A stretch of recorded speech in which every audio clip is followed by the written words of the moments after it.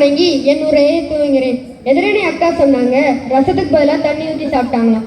இன்னொரு குடும்பத்தை வீட்டோட கொட்டடிச்சுட்டு போயிட்டாங்களாம். இப்படி ஒரு வாழ்க்கையை எங்கேயாவது கேட்டதுண்டா நடுவர்களே? கேட்டதுண்டா? ஆமா, கேட்டதுண்டா. எந்த ஒரு அறிவியல் கண்டுபிடிப்பையும் முறையாக பயன்படுத்தினால் நன்மை, தவறாக பயன்படுத்தினால் தீமை. இந்த செல்போன்ல எவ்வளவு சௌகரியம் இருக்கு தெரியுமா? கடினமான காரியங்களை எளிதாக்கி தந்திருக்கு. ஒரு காலத்துல நம்ம வாழ்க்கை டெஸ்ட் மேட்ச் மாதிரி தவழ்ந்து போயிட்டு இருந்துச்சு. ஆனா இப்போ 2020 மேட்ச் மாதிரி பறந்துட்டு போகுதுன்னா இந்த செல்போன் வந்ததுக்கு அப்புறம் தாங்க. அந்த காலத்துல பேங்க்ல பணம் எடுக்கணும்னா ஆஃப் டே லீவ் போடணும். இப்போ போன்பே, ஜிபே 5 நிமிஷம் தான்.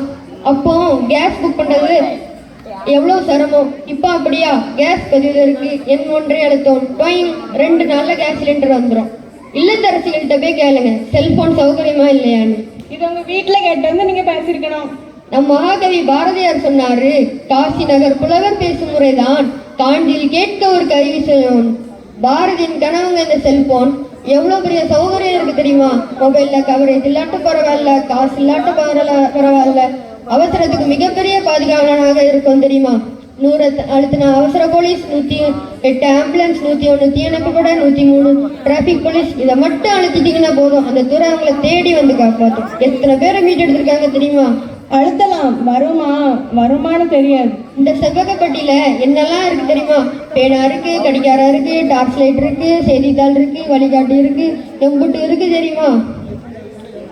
நடுவர்களே, மொத்தத்துல செல்போன் பயணிகளின் திசை காட்டி, காவலர்களின் வழிகாட்டி, இல்லத்தரசிகளின் நண்பன், படித்தவர்களுக்கு வேலை வாய்ப்பு, படிக்காதவர்களுக்கு பொழுதுபோக்கு. இந்த நூற்றாண்டின் நண்பன் செல்போன் என கூறி வாய்ப்புக்கு நன்றி பாரி நன்றி கொடுக்கிறேன். நன்றி, வணக்கம். தூள் பறத்திட்டாங்க. பேச முடியுமா? வாயை திறக்க முடியுமா? இவ்வளவு சொல்லிருக்காங்க. இனியுமா பேச போறீங்க? வாங்க பிரதீஷா.